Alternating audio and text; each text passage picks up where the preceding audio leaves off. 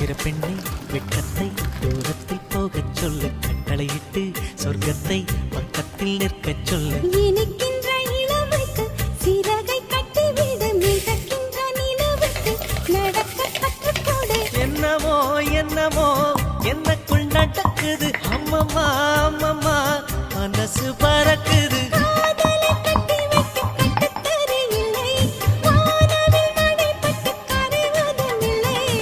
வானத்து நிலவெடுத்து வாசலில் வைக்கட்டுமா?